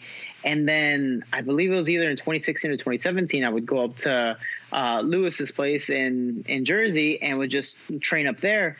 Coincidentally, Shorty Rock was there. I didn't really know much about him. I was like, all right, cool. I'm just going to spar with whoever. I spar with Marlon, Frankie, Eddie. And then I got to spar with Shorty Rock, and I'm just like, okay, cool. Like, we had a good time, and we both definitely had our strengths. I'm not going to really explain, how it went in detail because it's just sparring anyways. But, I was like, all right, cool. And then little I know, he has this tremendous record fighting, and losing to some of the best guys in the world. And he only has a handful of losses, one of them being to Aljamain Sterling. And I believe that one went the distance. So it's like, damn, dude, you're pretty tough. And watching some of his fights, like, he would fight UFC veterans who just got released and trying to make their way back in, so they would fight Shorty Rock because he has such a big resume, and then use that to pedestal themselves back up. But then they would lose, and it's like, damn, Shorty Rock's pretty damn good. Then I'd watch his jiu-jitsu videos. Either he's holding it back and winning by decision, or he's choking people out or arm barring them and stuff like that. I'm like, damn, this guy's dangerous. So when you compare my last opponent, Amir Albazi, who made his UFC debut probably about a month ago, Amir Albazi's good and he's young. I'm his only loss. And even in that state, I wasn't mentally there. I dropped him 3 times in the first round, and it was just like, I don't care about finishing you. Just stand back up and let's just keep on going. And I got too cocky and arrogant. But then with Shorty Rock, the hard part is there's a difference. Amir Albazi's still young. He's younger than me. So he's going to push through, and there's a learning experience with that. Shorty Rock, on the other hand, man, he's smart. He understands everything. The skill might be the same. Yes, he might be a little older, but that experience goes a long way, especially in a very, very tough fight. Man, I know how to handle this situation. I know how to handle the other one, or I know how to survive a fight, whatever the case may be, or win the rounds. So Shorty Rock's a really dangerous guy, but the difference is, since the last time we've trained, he's only gotten older. And for me, I've actually now started to enter my prime. So maybe it's a little too long of a wait, but either way, the fight is finally happening. You got your shot at the UFC, and quite frankly, you should still be there, for being honest. I mean, you've addressed this a million times at this point, but Sean never got his shot. And I feel like, especially with this age and crazy time we're in right now, I thought he might get a look this year at some point. It just never happened. The UFC just didn't seem all that interested in Sean. Are you surprised he hasn't gotten that opportunity? I'm 50-50. The UFC, as we already know, if you piss someone off, if they don't like you, that's it. They don't like you, that's it. It's all over. So that was probably one of the reasons why I got released, because I made a YouTube video. It got popular. It was the bad publicity that they didn't want. They're like, all right, you're out of here. And then I was the start of the demise of the flyweight division at the time. Right now it's still lingering, and they're just kind of hiring guys, and no one knows who these guys are. And it's like, cool, you guys do what you need. But Shorty Rock, on the other hand, he's beaten some high-level guys, but then I feel like by the time they do look at him, like, maybe we should give him a chance, he loses that one big fight.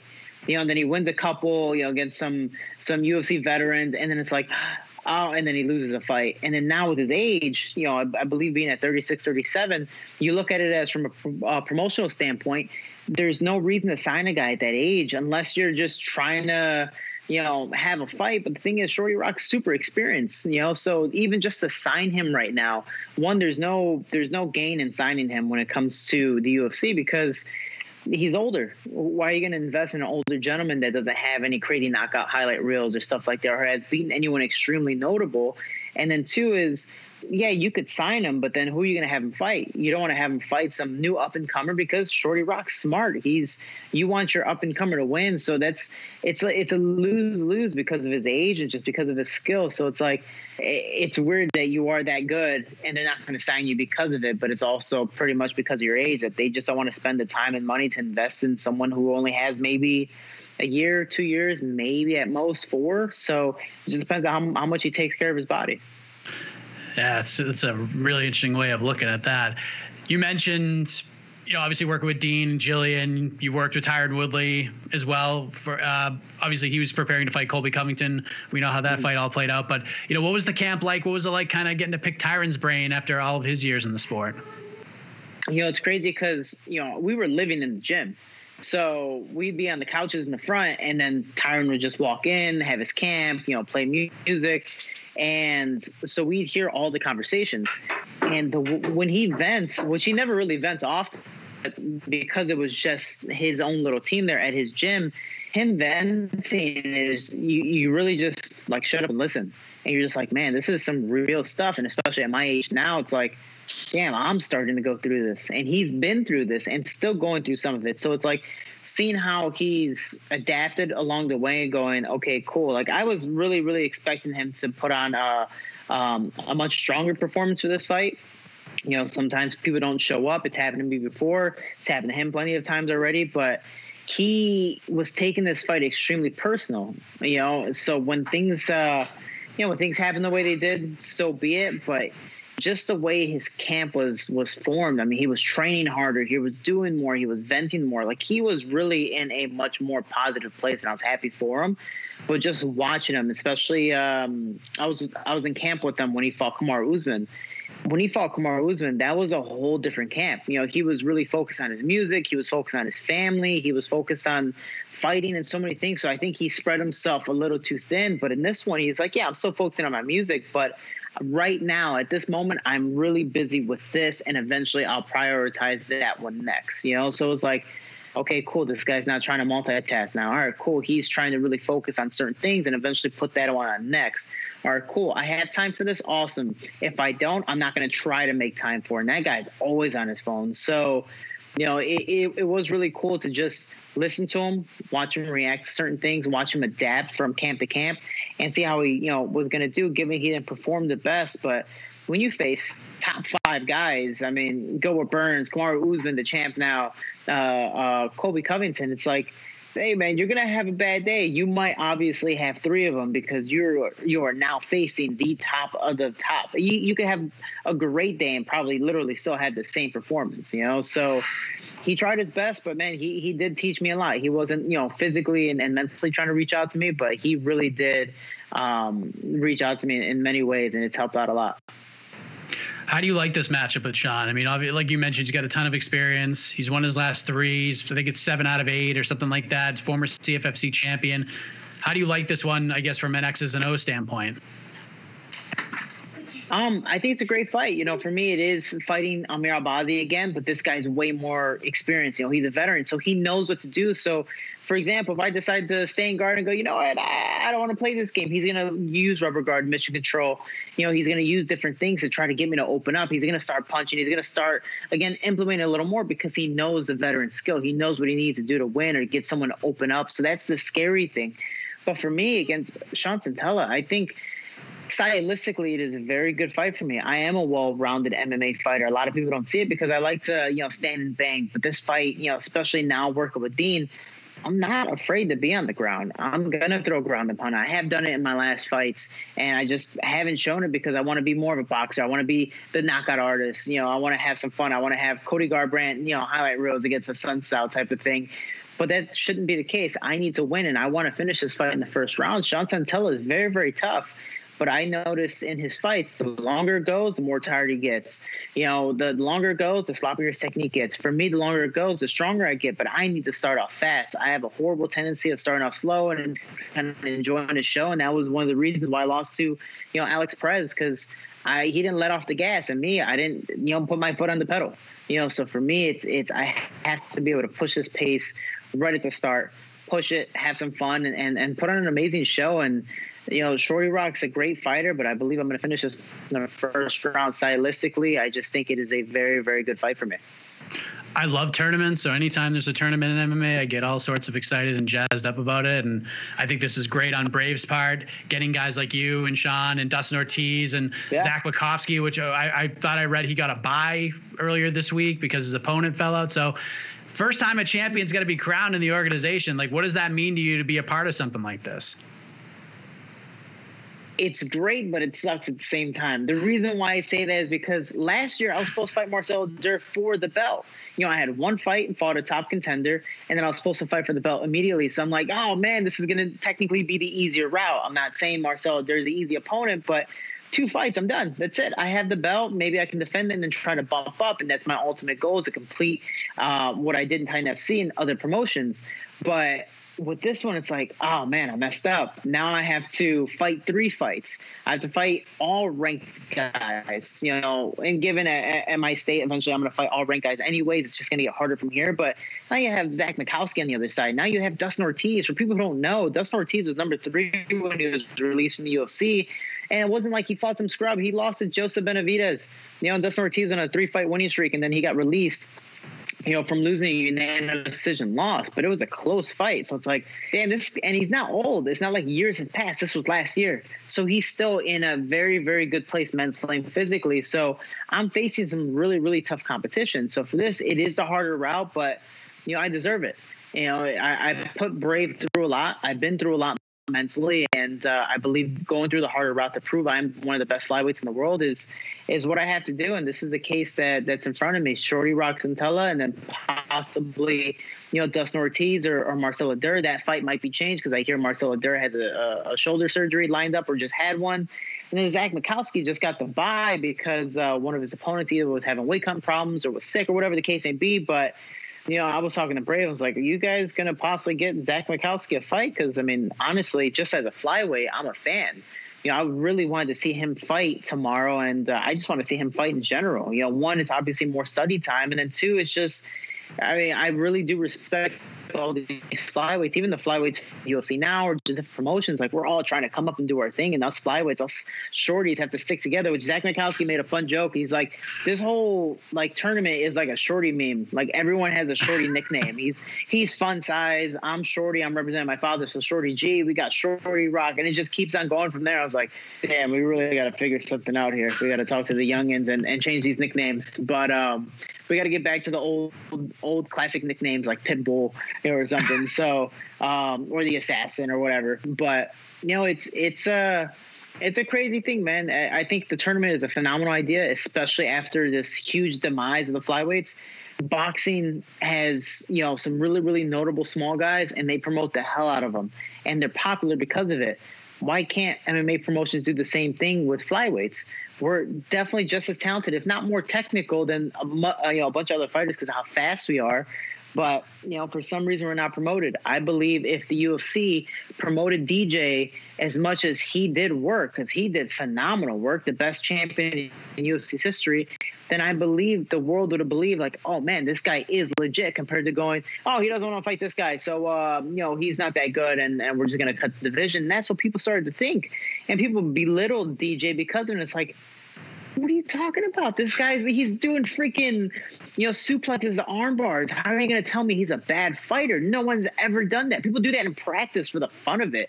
And when you say for the fun of it, that's like drilling. You don't even do that live, So for him to do that against, top 10 contenders, top 5 contenders, or even the number 1 contender is phenomenal. So I believe Brave right now doing this flyweight tournament is a huge thing. I think it's a notable thing. And I think it's, something that's going to really boast the flyweight division across all promotions and possibly, but even back in the UFC. Yeah, I feel like this is a good week for the flyweights because there's a flyweight featured fight at UFC 253. Royval and Kai Kara France are going to lead into the 2 title fights, and then we get this Brave tournament, and then in November, multiple flyweight fights are going to be on that card in the main event, which is pretty cool. So it looks like things are starting to turn the corner at this point. But by the way, since there is no A-side live chat this week, and you would have been asked about this, who's your pick in the title fights on Saturday? All right. So let's see. We have Adesanya, Costa. Who else is fighting? Dominic Reyes and Jan Blachowicz. Ooh, that's a tough one. All right. So I was actually talking to one of my friends about Adesanya and Costa. I believe Adesanya has a really good chance with this one. Costa is just he's strong as hell. He's one of those guys that if he hits you, once, twice clean, and we've seen with Adesanya, once he gets hit, look at him against Gastelum, he's going to take a damage, and he shows it. But he moves so well, and his combinations are just so relentless. I really do give this fight to Adesanya just because Costa, I think, is a little more clunky, and I think he leaves himself open for more retaliation shots. So I do give this fight to Adesanya. I think it's a very close one, but I think Izzy's just a smart fighter, and he's a little more experienced when it comes to this stand-up game where Costa really wants to take control. I don't see him trying to take Izzy down and trying to work that game. He's going to tire himself out.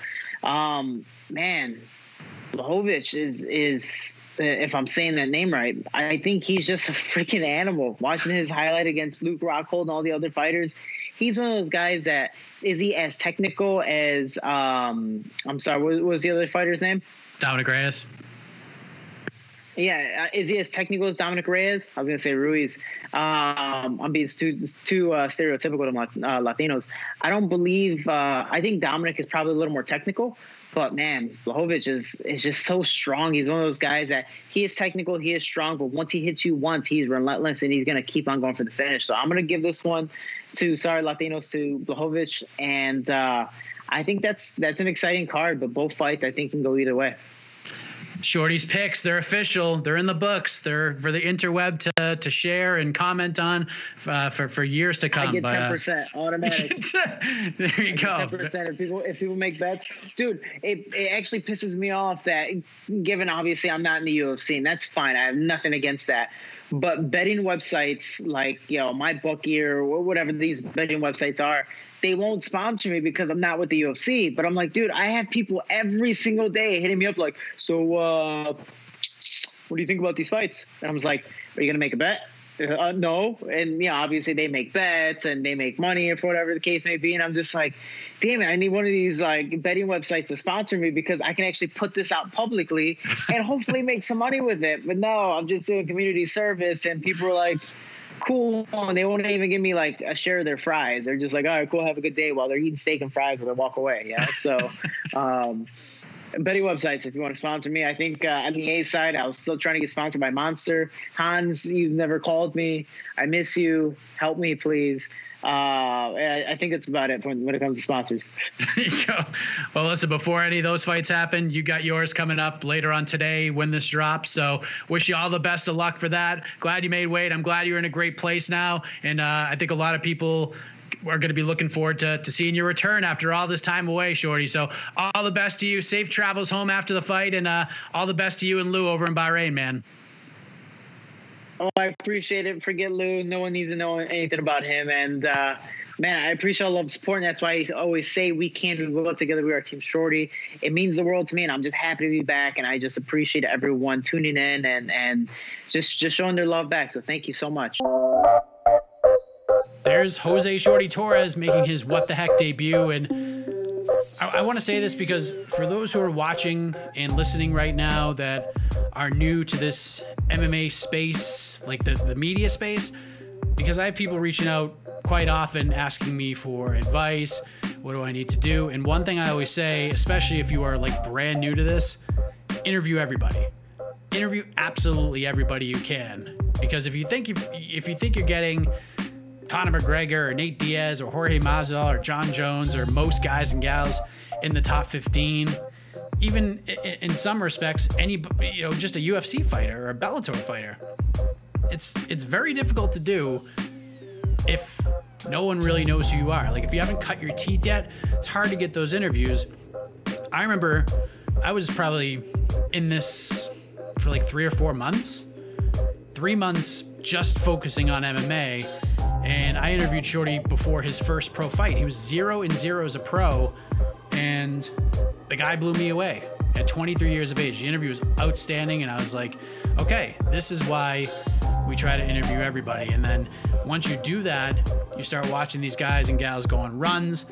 I got to watch Shorty make history for Titan FC, winning multiple titles in multiple weight classes, get to the UFC, the ups, the downs, and it's crazy when you get to see these guys that you've interviewed early on in their careers climb the ranks and make their dreams come true. There's just no better feeling when you're covering the sport than seeing that. So that's my advice, since everybody keeps asking. But another guy who realized a dream of becoming a UFC world champion, Alexander Volkanovski, the featherweight champion of the world. He is going to wrap us up this week. This came together super quick, so we are actually going to leave you with this conversation. Don't forget, we have UFC 253 coverage galore. Jose Young's in Abu Dhabi on Fight Island. MMA fighting leading the charge on the island, just like we did in July. And UFC 253 should be great. All the cards should be great. So stick with us for all things Adesanya versus Costa.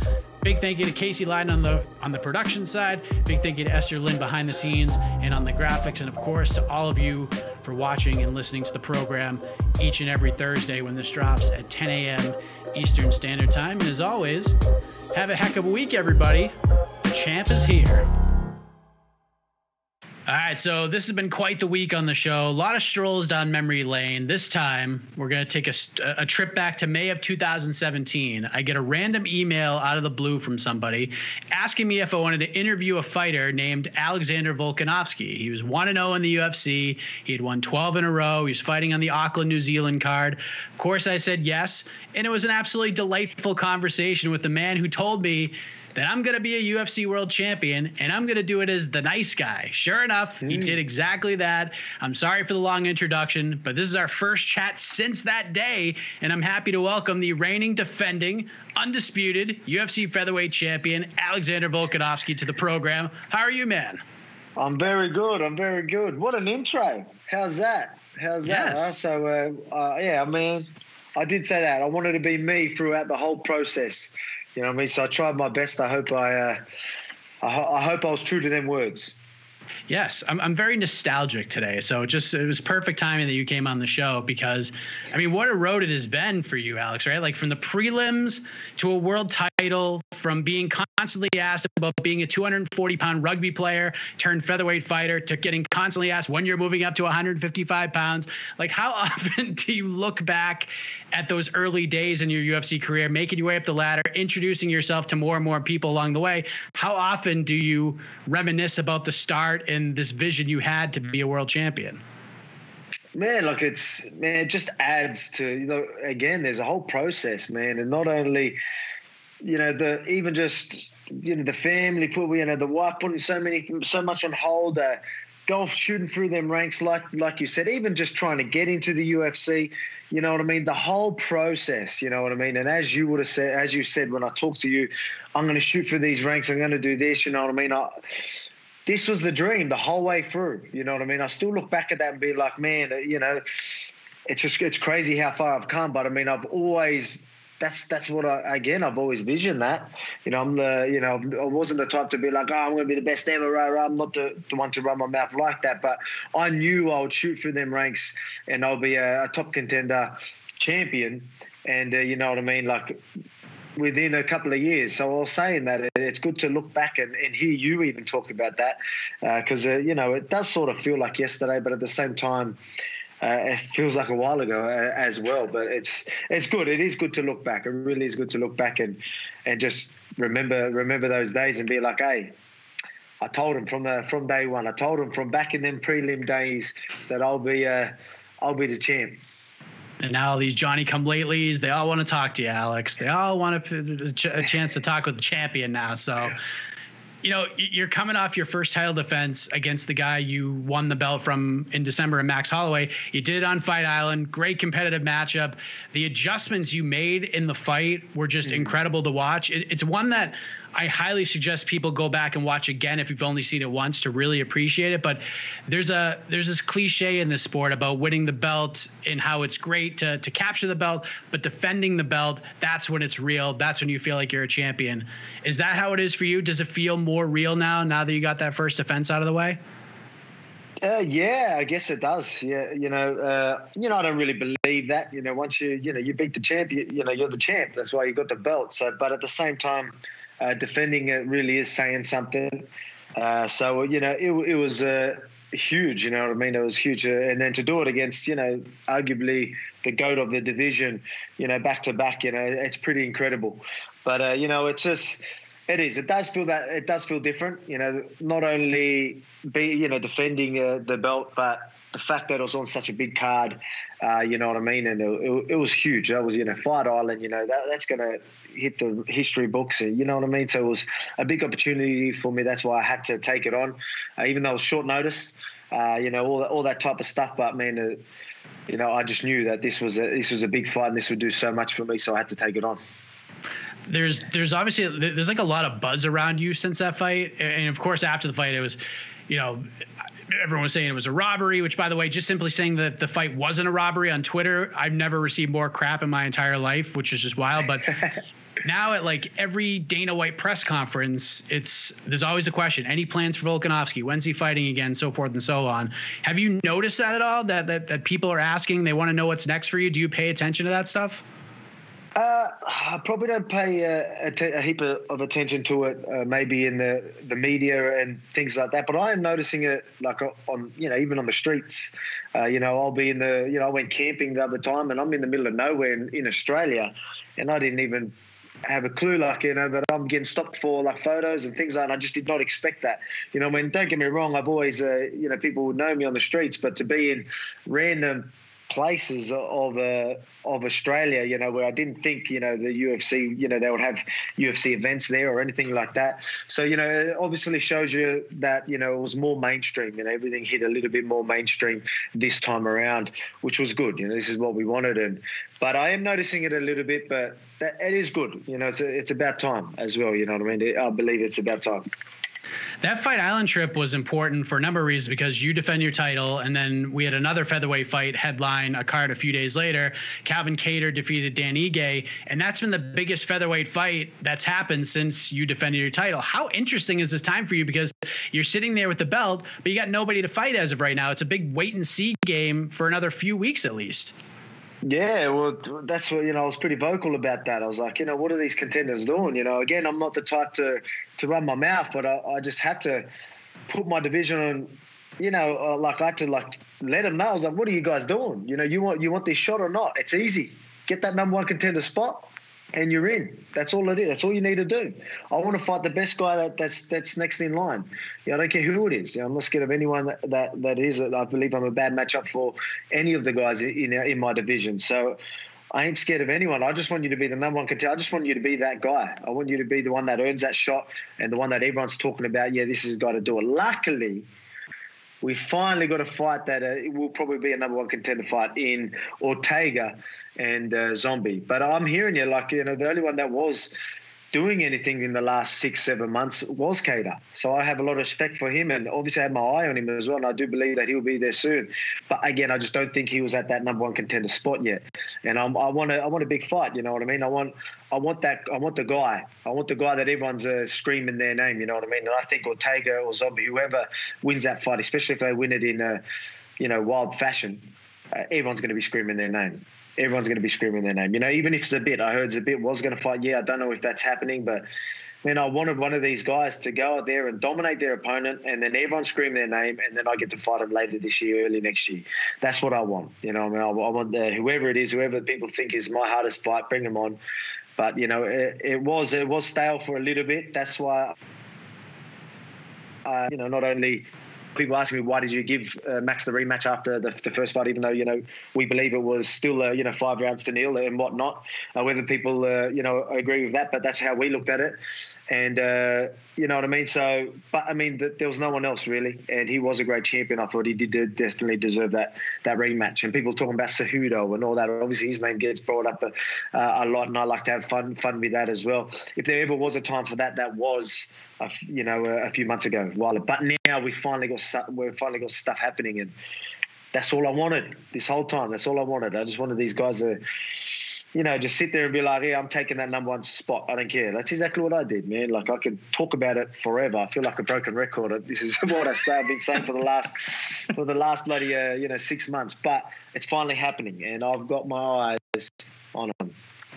Yeah, I was gonna say, because the two most interesting call-outs that got the most attention were obviously the Cejudo one, and then Patricio Pitbull wanted to make $1 million bet with Dana White that he could beat you and Habib. Like, you have one guy who's retired, another in a different promotion. This is no other champion is getting call-outs like this, right? Yeah, well, yeah, man, it's mate, $1 million as well. Yeah, calling out the $1 million. He ain't going to bet that, I guarantee you. And that's as I said, I played again. I'm just having a bit of fun with it. Whether I think it's realistically ever going to happen, probably not. But as I said to Dana, that's the easiest money you'll ever make, Dana. So if you want to take that on, I'll go out there and sort him out. But look, I've got no disrespect to people. Yeah, I don't really know the guy too much. I haven't seen too much of him. I'll obviously in highlights here and there, and I know of him. But just a bit of fun. Whether he took offence to what I was saying, I don't know. But Cejudo, again, a bit of fun. He's just going to keep begging for this fight, but I just don't think that's going to happen. You know what I mean? If it was ever going to happen, it was a few months ago. But I've got my eye on Zombie and Ortega at the moment. And if he's a bit fights Rodriguez, if that does happen, which I'm not sure about anymore, that's another fight I'll have my eye on. The other name that gets thrown around is the third fight with Max Holloway. You already beat him twice, but honestly, for just moving the division along, I think the fight to make for Holloway is a fight with Kattar. I think Holloway, Kattar, those are the two other guys that aren't attached to anybody else right now. The other 4 names you mentioned are right there, and you're kind of waiting to see how the pieces fall. What are your thoughts on that, Holloway versus Kattar? I feel like this is the next step for both guys here. Yeah, man, that'd be a good fight. Kattar's got some good hands, so that'll be a very interesting fight. I'd love to see that. But at the same time, obviously people are throwing the fight Max again. It's just, it's just ridiculous. Again, I've got a lot of respect for Max. That's why I gave him the rematch. But just because it was a close fight, it does not mean I'm going to give him another fight. Not right now. I'm not saying that it would never happen. I believe if Max was to fight Kattar and then, fight someone else and he's right back up there and there's no one else. And like I told you, I want number 1 contenders. And if he gets himself there and there is no one else, all right, let's do it again. I think it could still be a big fight. You know what I mean? There's a lot of people that will just keep, I'm having people try and tell me that he beat me the last 2 fights. That he beat me the first fight my first fight with Max and the second fight with Max. And it's just crazy. Obviously, he's got loyal fans. I know the last fight was close, but that first fight definitely wasn't. But again, it's still got a lot of interest. A lot of people still talking about it. So maybe down the track we could eventually make that happen, but just not right now. Let me take out some contenders, and again for Max, give him someone new as well. Let him taste some of the flavors out there. You already had this cupcake, as he said. Let's see what other flavors he can go try. It's a big week for City Kickboxing, right? You got Adesanya about to headline Saturday night against Paulo Costa, Kai Kara-France fighting Brandon Royval, Shane Young, Brad Riddell are on the card. As a teammate of these guys, getting ready to watch them compete, what is this week like for you? Like, what goes on in your mind? Is it nerves, excitement? Like, how would you describe it? Well, excitement, definitely excitement. I can't wait. I sort of wish I was there as well. Obviously I want to, the boys are always, especially in camp, I go there and do a lot of my camp and, they always bust their ass for me, you know what I mean? So I try and always do the same. But again, with these challenging times, I couldn't do it. So, obviously I'm devastated I can't be there with them. I'm devastated I didn't get to do camp with them, but at the same time, I'm excited. I cannot wait. I know the boys are going to turn it on, and I got to at least, luckily for the social media, I could keep an eye on them and, them living in the gym and all that, and have Eugene just on their back 24/7. I know they're going to be in their zone. They're going to be ready. They're all going to put on a show, I guarantee you. it's going to be a big deal. So I can't wait to witness it.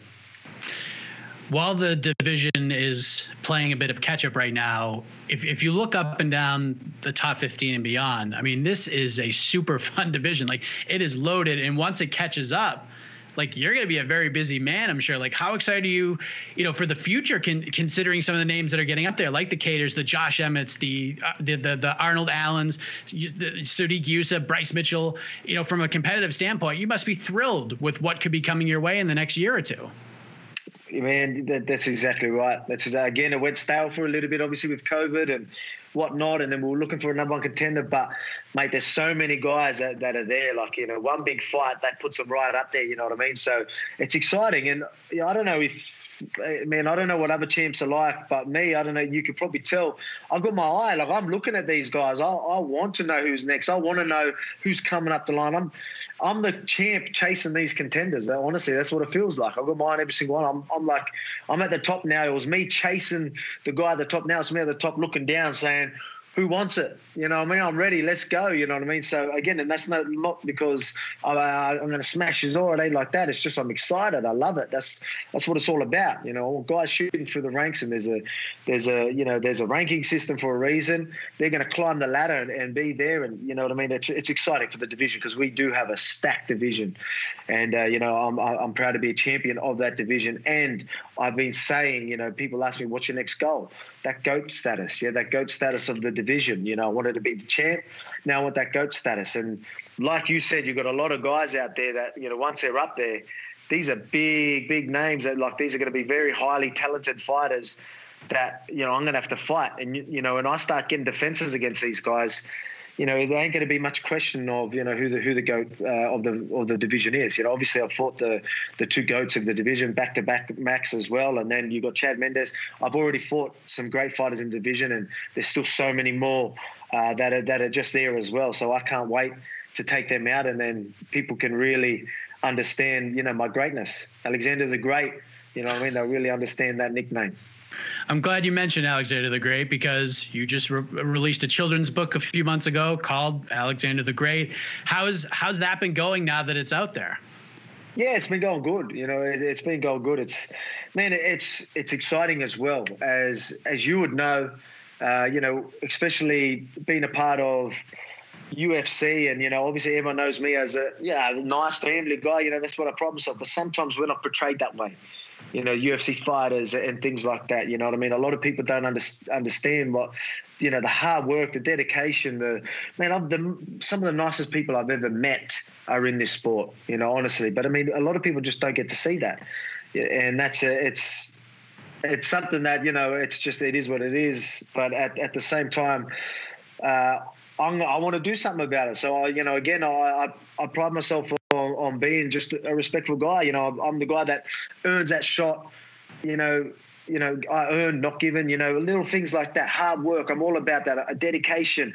All these things that all fighters are. This is what we're all about. But again, like people, it's starting to sort of be missed, if you get what I'm saying. You know what I mean? Not only you got the trash talking and all that's really taken over, and that's fine.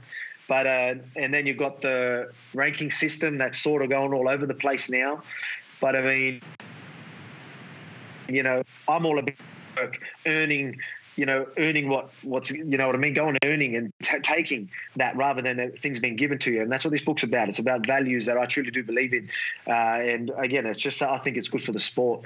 I think it's good for me, and it's something that I'm proud of. And it's cool. It's something that I definitely would read to my kids if someone else did it. That's all the values that I want to teach my kids. Now I can teach to the younger generation. Hard work, eating right, all that's obviously it's a children's book. So, it's going to be fun. It's going to have everything that you want to be teaching the kids. And then what fighting's all about, discipline, hard work, and earning that. I was about to swear, but that's not a good time to swear. Will your book teach my 7-year-old how to eat a vegetable? Because we've tried everything short of, slingshotting a piece of broccoli down his throat, which I'm never going to do, by the way. Just throwing that out there. But UFC? Does he like? What's that? Does he like his UFC? He's been watching a little bit more because, I have to watch every week because this is what I do. But there are times where he's like, "Oh, Daddy, can I watch the fights with you?" And I'm like, "Of course," as a tear trickles down my cheek in excitement. Yeah, man, 100%. Like, again, it is a sort of like my story, like, you know what I mean? You've got my photos in there, which is cool. That's, you know, obviously cool to see.